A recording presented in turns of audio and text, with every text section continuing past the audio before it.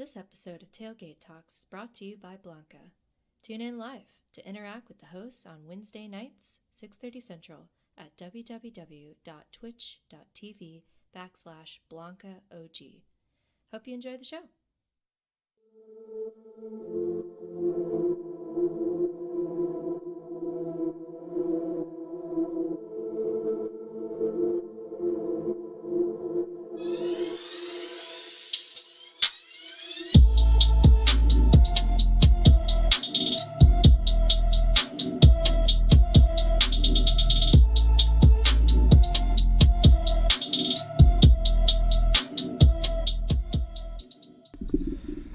Welcome. This is Tailgate Talks episode 41. This is going to be the Club Red portion of the episode. We're going to be kicking it over, talking a little bit NBA news with y'all later on. So make sure, if you are subscribed to the podcast, you go ahead and make sure you check out both of those episodes for us. Make sure they get downloaded.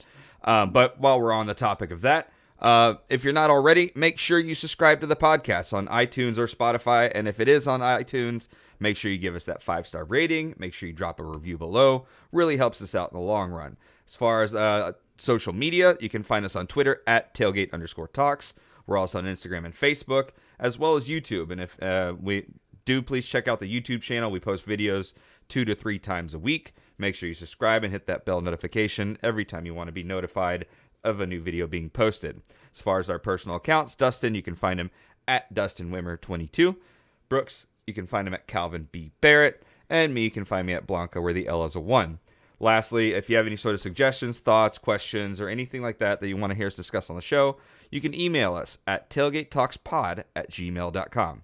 So, without further ado, let's go ahead and jump into it. This is going to be our first week to be kind of segmenting the show. We're going to be splitting this up because we have some great interviews coming up for you guys in the next couple weeks. So this is a little bit of our test run, but we're going to go ahead and jump into Club Red. We're going to go ahead and talk about recent commit, and then we have the ending to our Texas Tech football series. So let's go ahead and just jump right into it, guys. First thing that we're going to be talking about, Texas Tech basketball news. Big time here.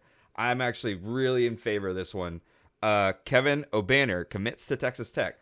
He was already there at the practice facilities. He's already playing, doing phenomenal stuff with the other guys. Good to see him out there. And for those that didn't know, he was with Oral Roberts whenever they had their run in the tournament this year. Big time dude. It's a big time pickup for us. So Dustin, thoughts on the new acquisition for Texas Tech basketball? Freaking huge is what it is. I mean, we just picked up a big time starter for us, especially 2 in the last week with him and TJ coming back.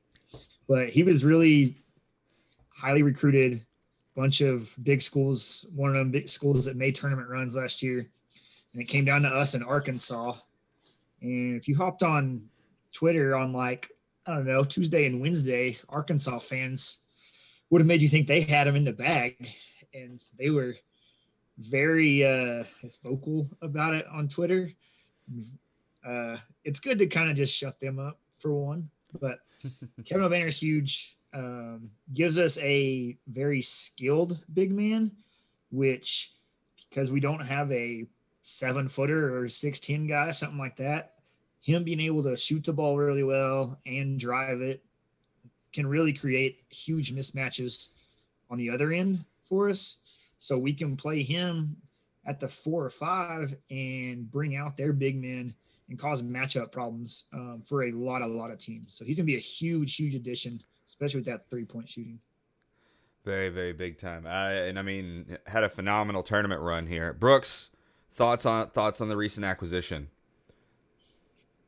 Yeah, Dustin mentioned it was a competitive battle to get him. And if you look at the 3 teams kind of involved in that, it's funny because it's us in Arkansas, who Arkansas knocked us out of the tournament last year.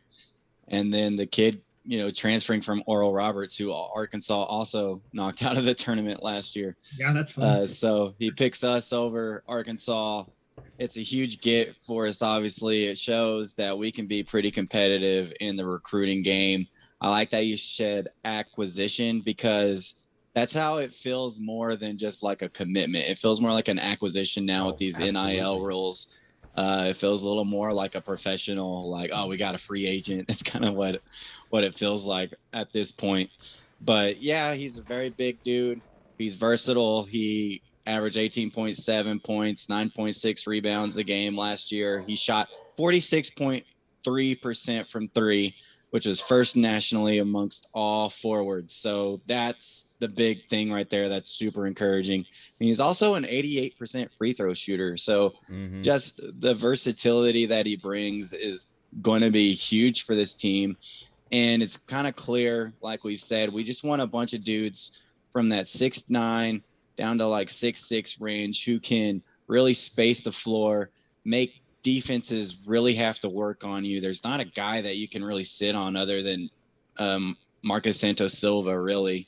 All our other guys kind of have an inside-outside game. So, the just talk right now is mixing and matching lineups. Who's going to be starters, all that stuff, because I think we all either had Santos Silva or Bryson Williams penciled in, and then Obanor commits to us. And so that kind of mixes things up. But it's definitely been a huge week for Texas Tech basketball, getting TJ and then Obanor. Yeah. It's raised your ceiling a lot. Like we talked even just about TJ coming back raises your ceiling. Well, this raises it even more because now you just add another dude to this team that's already pretty loaded. So I can't wait for basketball season. It's a huge pickup. We can obviously recruit with the best of them. And that's my big pickup here is we can get these top guys, because Eric Musselman over there at Arkansas, he's a stone cold killer in the recruiting world. So to get a guy over him, that says a lot to me. Big news. No, and then for those that don't remember very well, in the tournament, Obanor was part of that ORU team that upset Ohio State, dropped a 30 bomb in that thing, and then went around next week, dropped 28. So we're gonna have a big guy, or relatively big guy, at 6'8", 225, just putting up numbers for us, and he can do it in the tournament, which is another big thing going into this next season. But good news, obviously. Yeah, it's great news. He's one of those. We got to come up with a new terminology for positions instead of like 1, 2, 3, 4, and 5, because he's just one of those dudes that's going to probably be a mix between a 3, a 4, and a 5. He's going to be able to defend a lot of those guys, and he's probably going to have those dudes on him at times because of the way he can move and shoot and everything like that. So we just got to figure out, because he's not a unicorn. I wouldn't call him a unicorn. I think the unicorns are like those 7-foot guys who can do both. Freaking Giannis. Got to figure out a terminology for this type of guy who can. Yeah, that's what's awesome about him is we can mix and match so many rosters and lineups. I know Rothstein tweeted out as soon as that hit that we had him and Bryson Williams playing with each other, but we could also go small and put him at the 5. And like TJ's our 4 and play 3 guards also. And I mean, he's just going to help us do so many more things. It adds a lot of versatility. Yeah, and there's so many fun lineup options that you can do with this team. So me and Dustin hanging out this weekend, we were just kind of running through the ideas of it. And there's just so many ways you could go with the starting lineup. In crunch time, there's a lot of options, and that's what's fun about this team is you can throw in a lot of dudes, and then we're like, oh yeah, there's this guy that you can also use. And so I can't wait for the start of the season when we're playing some of these kind of scrub teams just to see how he works with the lineup, who gets kind of what minutes, where, and then of course when you get our first good competition to see kind of who are the guys that he trusts in moments. So there's a lot of room to work with this team, and I'm ready for the season. I'm ready to see what happens with the coach Mark Adams led basketball team. We're making good moves. You didn't know how it was gonna go with the coaching changes, but it's every single move that he keeps making, every single new sign that he picks up is in a positive direction. So I mean, like if you keep going forward, you're gonna make progress. And so like I'm feeling more and more confident the closer the season gets. Yeah, I think everybody was trying to project a lot at the very beginning and try to make it seem like they're not thinking about the previous coach. So they're trying to act and put on this facade like we're not nervous. But like deep down, until we saw what was going to happen, it was a little nerve-wracking because we haven't seen Coach Adams at this level. And so like the concerns were real. And if you didn't have concerns, I think you're just a liar. But he's definitely put a lot of questions to bed here early that were some of the main things. And now we'll eventually have all right, can he coach at the D1 level? That's the next thing to be answered. But main thing is he can absolutely recruit at the D1 level. Thing. And so far, his offseason check the box with a big fat red marker. Now it's, can he bring all those pieces together and make it and work, or is it just going to clash? Because there's a lot of talent, a lot of big names, a lot of big transfers. Yeah, you're right. But cool. So that was the big news from Texas Tech basketball this week. So we're going to go ahead and jump over to our segment of our favorite and least favorite moments of Texas Tech football. So let's go ahead and kick it off with the worst ones. The other two guys, they have the same favorite one, so we're going to end it on the favorite one. That way they can kind of go back and forth with their little story of their recollection of their favorite moment. So let's go ahead and kick this off with our all-time least favorite. We'll kind of reverse snake this one. Dustin, go ahead and take the helm as far as the least favorite moment of Texas Tech football. What is your number one? I think you hit on it before, Arlie, but I think it's pretty obvious. The firing of Mike Leach is mine too. like a black mark on our program still. I mean, we're over 10 years into this, and people think there's a curse to it, but we literally had like 3 straight or 4 straight 10-win seasons. We were on the national map at that point. And then out of nowhere, the board of regents and president just fired Leach before a bowl game, and he allegedly hadn't been paid from that season, and he's gone on to win at another program since that was similar to Tech. So that's just kind of like another jab at us, and we just can't get rid of the stigma. And some people haven't forgotten where he brought us up from, and then left us because we kicked him out the door. And it sucks that we can't get back close to that. Nah, very good one. Brooks? Yeah, that's my least favorite. Yeah, that's my least favorite moment as well. It's like a lot of points Dustin hit there. It's been your highest moments in football, like of at least of my lifetime. You know, we had some moments under Spike for sure, and that not to be forgot that he was a good coach and he was our most winning coach until Coach Leach came in and completely changed like how Texas Tech football is thought of. And people still to this day think of us as this air raid offense and just putting up those numbers. And that's because of him.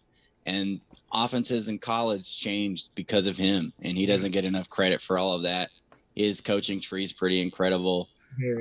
Just everything he did for us was impressive. And over 10 years, he got us 84 wins and took us to some 10-2 records. And in our 1 year, made us national championship contenders. So, you know, he was a huge coach, the most beloved coach. We adopted the pirate thing from him. Like that's why people still to this day, if we have a coaching change, are still like, bring back Leach. Like it's been long enough since, and people still aren't over it. That's how you know it's a bad breakup. And I think I mentioned it on the show before, but my way of finding that news, I was in Disney World, and I was in the happiest place on earth, waiting to go see the Little Lion King show. And my dad, you know, sees the story break and just has his mouth drop and looks at me, and I'm thinking, you know, this could be anything. Really wasn't. And we just fired our best coach ever. Mike Leach is fired. I'm like, wait, what? So in Disney World for a little while, I'm miserable because I'm like, great, we just fired Coach Leach. What are we going to do? Where do we go from here? Awful way of hearing it, sitting there in Lion King the next 30 minutes just thinking, holy crap, why? And then you found out why, and that even adds to it. You know, Craig made it worse. Craig James, that asshole. And so tough tough to happen. It's a coach that's beloved here, and we've never been able to recover, whether you want to believe in the curse or not. I think we're having technical difficulties. A little bit, yeah. Dustin lost connection. Okay, he'll be back. He'll be back, but I can't even remember where I was at. It was the general discussion about being in the impact of it. I guess the personal impact is where you're at with it. The impact, yeah, it just sucked. And I know there are players on both sides of it. There's interviews of players who were kind of for it and believe that Leach didn't treat his players right, and then there's players that love Leach. So it's just kind of wherever you want to follow on it. He's obviously done well for himself, gone on to be successful at Mississippi State, and then or at Washington State, and now is at Mississippi State. So just tough. You've never been able to recover from it. I think absolutely. I was getting to the curse part. If you believe in the curse or not, like, it is weird that we haven't been successful since then. Yeah.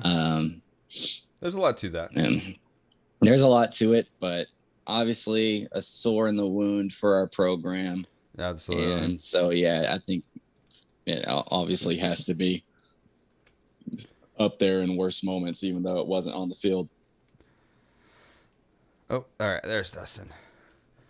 All right, so definitely back-to-back. Yeah, I think both y'all had this planned out pretty well of having the back-to-back Mike Leaches. I didn't know he was going Leach on there. I do know our favorite moments were the same because I have a feeling I know which one's y'all's favorite moments, but we'll talk about that, I'm sure. So any honorable mentions for other least favorite moments or big-time disappointments in the Texas Tech football program? I couldn't think of any honorable mentions, but I don't know if y'all had any. Dustin, you have a few? Not any specific, because I don't know, in the last 5 or 6 years, I've tempered my expectations of Tech football, so I don't get as crushed so often. Yeah. And so not as much crap sticks out anymore as it did when I was a student and kind of went through the highs of the Leach days and then the low of Tuberville and then the lower of Cliff. And so I've kind of evened out to where not as much sticks out anymore. I'll throw a couple out there that I'll go back to 2014 season when TCU dropped 82 points on us. That was not a good moment. And then the following year, I have the TCU tip pass. I forgot to mention it at the back of the end zone. I forgot to mention my least favorite. It was going to be that TCU game. I went out of order. I went out of order on that one. I kind of just kept moving on because I thought I had it in my head like y'all were gonna. That was my least favorite. I was at Texas Tech at the time already, and I couldn't believe that we'd gotten rolled on for 82 points. But anyways, I completely forgot that was my least favorite or my number one. Wow. Whoopsie dipsies. It's okay. It's gonna happen. That was it. The 82.1 or the tip pass? Okay. No. The 2014 82 point. I was at Texas Tech at the time, and it was in Fort Worth, so I wasn't able to watch that one in person. But that was like my first real season of like being a big fan of Texas Tech. I was there the year before, but it was more of just a hey, I go to school here kind of thing. And then to see that kind of a disappointment. Anyways. Yeah, that was bad. That was like, all right, we're at the very bottom of the Big 12 now. Like we're just terrible. And then the following year, where the tip pass TCU on the fourth down, that was gut wrenching because that season you felt like you maybe had your best chance of having a good year. Yeah. And that loss really hurt. Also have the Iowa State 66-10 loss. Mahomes' last year with us since 2016. We'll have our loss to Kansas in there as rough moments. And then the last one I just threw in there is last year's loss to Texas, that overtime loss. And that one sucked because you had the lead, you were confident, you thought you could win it, and then you had some dumbass coaching decisions, and a terrible offensive coordinator, and so Texas came back all the way from like a 3-score deficit to it was beat like you in overtime or something weird like that. 20, I don't remember. Yeah, it was late too. We were up by more than 3 scores. Yeah, I'm pretty sure that picture Early has up on the screen right now is the last time we scored in that game. Is that Roderick run where we thought we had it won, and then they came back to beat us. So yeah, we have a lot of the bad moments are from recent history. So. Within the last 5-10 years. Yeah, I'd say that Iowa State one you mentioned really freaking stung. Yeah, and they still bring it up every time, like Patrick Mahomes does something good. Like, congratulations. It's always going to be. I don't know why. Yeah. Oh, well, I know why. Patrick Mahomes is one of the, if not the most talented quarterback in the NFL right now. So they like to bring up little random Texas Tech shit. But it's also like a lot of teams beat him in college too. So not his fault. I guess not his fault. I put zero of that blame on him. There's some blame to go around on all sides, but anyways, so that's gonna wrap up the least favorite.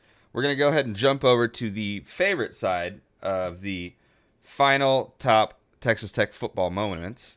And so I'm gonna go ahead and kick off with mine, and then I'll go ahead and hand it over to Brooks so he can announce theirs. My main one, and this goes back to 2013. It's gonna be a pointless game to everybody. But it was just big for me because it was my first game to ever go to. And the reason for it was I had just moved to Lubbock. I had literally nobody up there that I knew at all. And I was I had just transferred up. I was up there for engineering. My 2 other roommates were engineers as well. And they were kind of more like just in their room, stick to themselves type of people. And so it was literally just me. And I had a friend that wasn't like a close friend, but he invited me to go play basketball at the rec, and we go play some pickup ball during the summer. And I had just moved up there, and I ended up playing a pickup game against Davis Webb. Yeah, and I didn't know who it was. I was like, oh hey, cool, nice to meet you, man. And like it was this white dude who's kind of tall, and he's able to dunk, by the way, and so. Like it was weird. 6'6". It was weird. Yeah. He's tall, but it's just like you in your head, you're just like, who is this little skinny white dude that's actually dunking on people? And so I hang out with him at the Cactus afterwards. We're having some drinks and we kind of hang out. And we go to a little party afterwards, and that was the first, I guess, local or Lubbock person that I had hung out with or that I had met. And so it was really fun to go. And at the time, I think he was a freshman. And Baker Mayfield was starting for him ahead of him. It was that same year, and it was the SFA game where we beat them 61-13, and we smoked the shit out of them.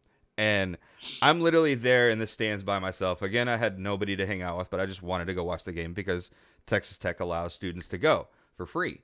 And so I was like, all right, cool, this is awesome. And then we just completely blow them out of the water. Mayfield goes off. Ton of fun to watch that game, but that was just my very first Texas Tech sports moment, and it was just kind of cool to have like kind of that relation of like getting to know the freshman incoming quarterback, getting to know hang out with him and getting to know him a little bit, and then seeing him on the field going to the first game. So that was kind of my personal favorite moment. Obviously nothing crazy because it's SFA, so like beating them is not a big deal. But it was just that was my first one. And so, like, I wouldn't be as into Texas Tech football without that first moment, Yeah. So that was mine. So, Brooks, I'm going to go ahead and hand it over to you.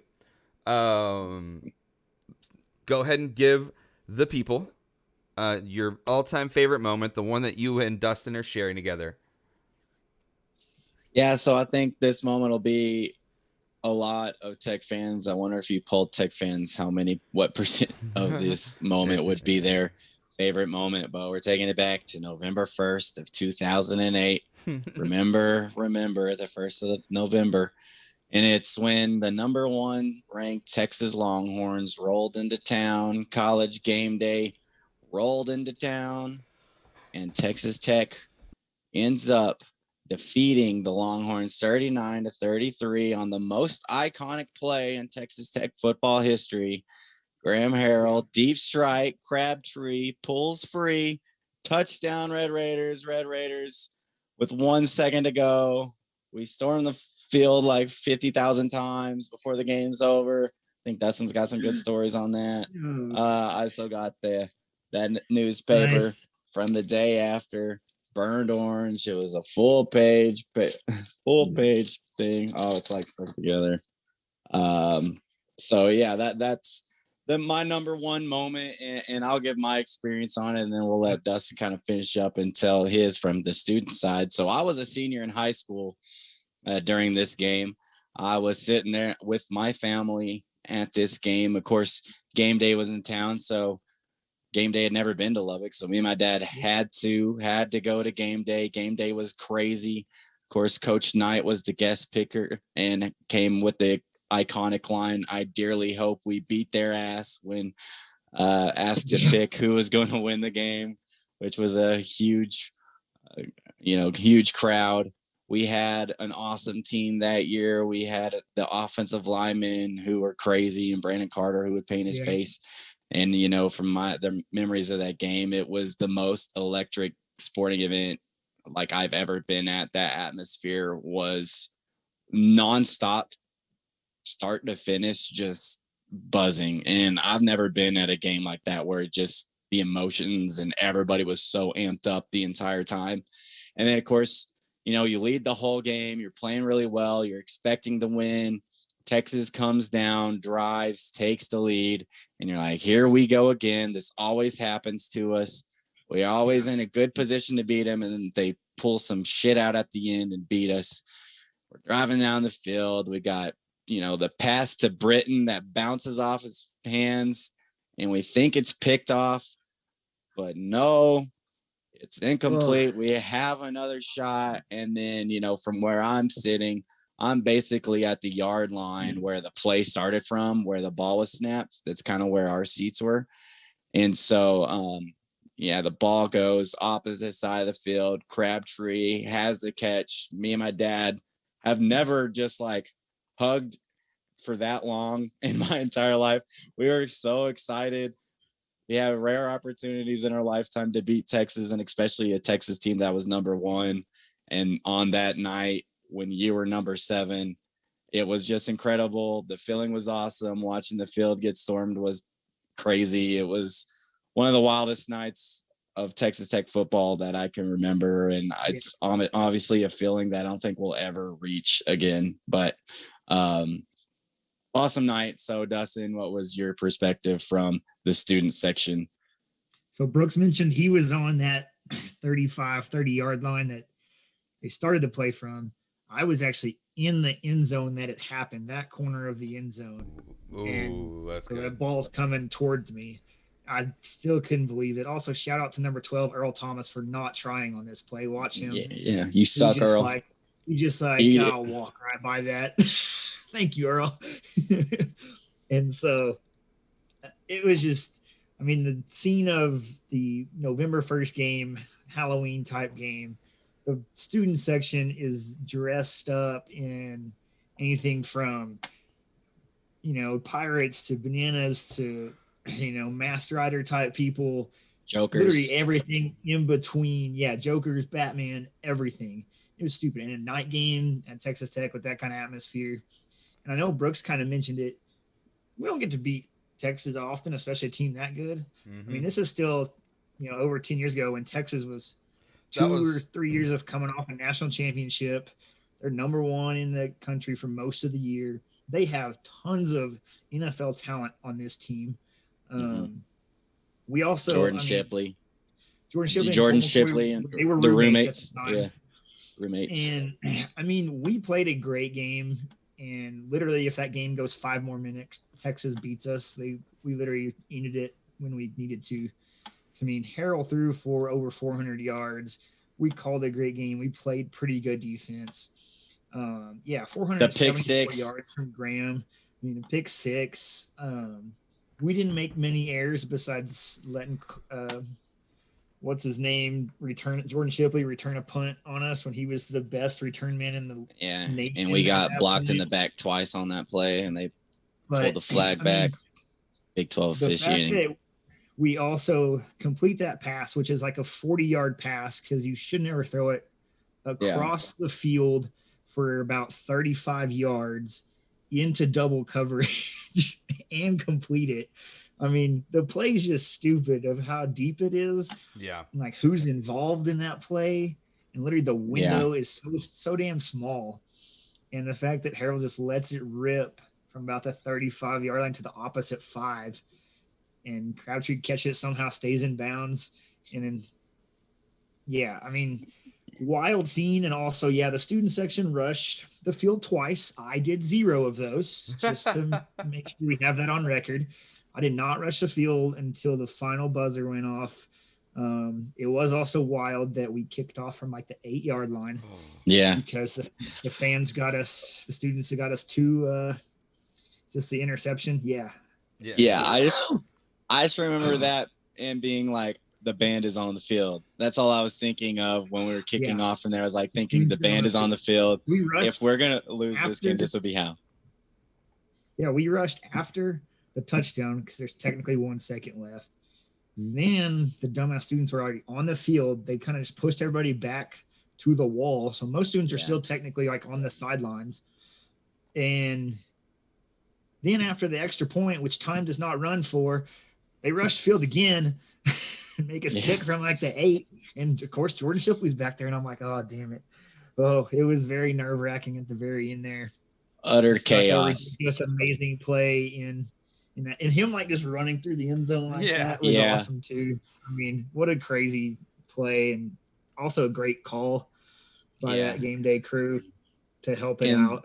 And I Musburger, Colt McCoy's dumbass face. Musburger's call of it. Musburger's call of it was legendary. Just all of it, and of course Crabtree, just the athleticism of that to just catch it, stay in bounds, and then make the final leap into the end zone. There was so many moments in that game that like I will remember forever. There's of course, like their first play of the game, we got the safety. And at that point of the game, I was like, this is the loudest I'm ever going to hear the stadium. And when they got the safety, but then every time a big play happened, it was so loud in there. When we had the pick 6, it was going crazy.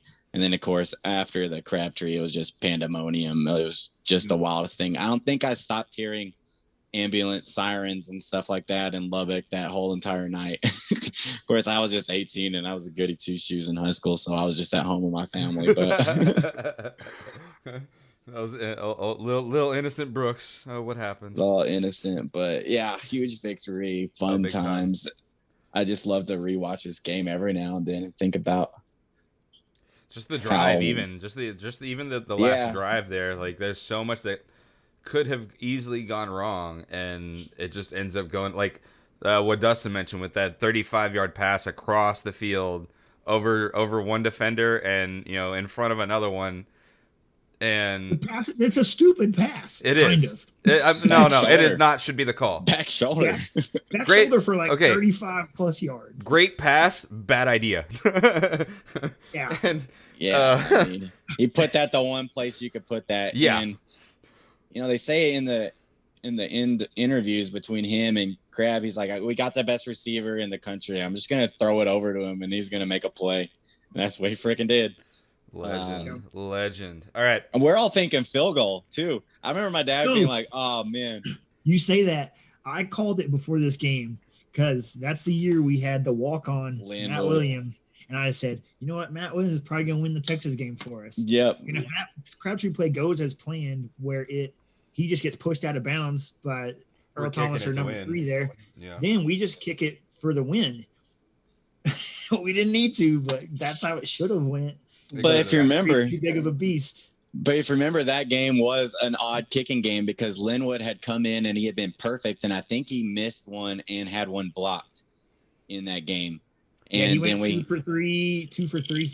Yeah, so he had one blocked, and I think Charbonnet was. So we were just like, who's going to kick this if we have to kick a field goal? Yeah, Donnie Corona also kicked one from 42. Corona. He had the freaking Donnie leg, Corona. but no. he didn't have any height on his kicks, so he was Yeah. the He just distance kicked guy. it right into the line every single time. Ugh. So many nerves in that game. My dad was like you. He's like, this game's gonna come down to Linwood. That's how sports are.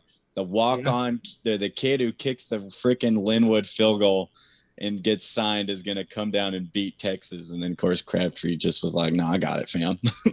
Yeah. With Thank you, 1 Crabtree, second 'cause- left, it's about an epic as a catch can get. Oh yeah, it was up there for an SB.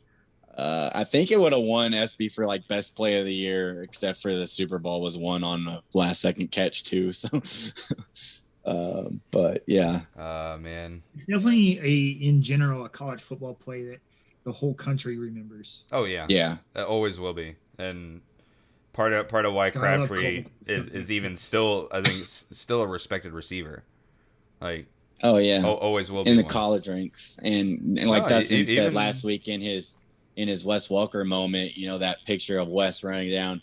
Well, there's so many pictures of that Crabtree catch, which are just everywhere, all over. Any tech place you go to, you'll see that. That's the two biggest ones. That lives on in tech history and will probably be their best moment in tech history, unless Wells and company can figure this crap out. Yeah, definitely expecting Wells to put up big moments. I think it's gonna kind of wrap up. That was our top 5. Do we have any honorable mentions? Again, I didn't really kind of think ahead to plan any honorable mentions as far as big time favorite moments or ones that would have been maybe 6 through 10. But Dustin, do you have any down there? I know Brooks is packing. Not any that Brooks hasn't already mentioned in his top 5. I had the Dwayne Slay hit, obviously. I just didn't want to double up on that earlier in the couple episodes. But I think that one also ranks up there with national Texas Tech recognition of Dwayne Slay almost killing a person. All right. So, Brooks, honorable mentions. We'll chat about it. Honorable mentions. Yes. Top Texas Tech moments that didn't make your top 5. So obviously all of mine are going to be from the Leach era, basically. Nothing good has happened since. So the first one I have on my honorable mention will be 1999 season. And this one we beat a top 5 Texas A&M team 21-19 at home. This is my first time that I had ever seen the field goal post get torn down. And so that's kind of why I remember this moment. My dad grabbed me and ran after they took the field goal post to Memorial Circle. Yeah. And my dad ran me, and I was like, he was holding me up on his shoulders, and I had my hand because I was helping him carry the goal post. Of course. It was the first time I remember us really beating A&M. So that's kind of why I threw that on there. Threw in the 2004 when we beat Nebraska 70-10 because that was a fun game. You never get to beat Nebraska like that. That was fun. I've also got the bowl game from 2004 where we beat a little quarterback known as Aaron Rodgers and a running back known as Marshawn Lynch in the Holiday Bowl 45-31. That was a good moment. Ooh, I didn't know about that one actually. Yep. He had guaranteed victory. I remember Cal was number 4 going into that ball game. They were pissed because they didn't make a BCS bowl, so they thought they were just going to roll over us. And then a Sonny Cumbie led Red Raider team defeats them 45-31. I like it. 2006 against A&M, their running back, y'all might remember him, Jaworski Lane. Christ, I hate remembering. Thicker than the whole football field, Jaworski Lane guaranteed a victory over us, and then we went ahead and beat him 35-7 at home. I have that one was good just because the whole crowd was chanting guarantee like the whole second half. Oh shit. 2007 we upset the number 4th ranked Oklahoma Sooners 34-27 to end their chance at a national championship that year. And then the last one I threw on the following week after beating Texas, we destroyed Oklahoma State 56-20. And that one was just fun because, you just beat Texas. You were given the number 2 ranking, and number 9 Oklahoma State came rolling into town. And I think a lot of people thought maybe our game was a fluke and we're going to lose that. And then we just freaking pummeled, Oklahoma State and kind of maintained that number 2 ranking until Oklahoma knocked us off. But those were a really fun 2 weeks. We had Musburger and Kurt Herbstreit calling both of those games, which we never get those guys. So just huge 2 weeks in Lubbock back to back, and just super fun to be at those games. Hell yeah. And yeah, so that's kind of it. After, Leach is gone, there's really nothing. There's really no sunshine on this. A lot of good mentions there. A lot of good mentions. And I was a student during a lot of those and got to rush the field for a lot of those times. And those are always good to rush the field.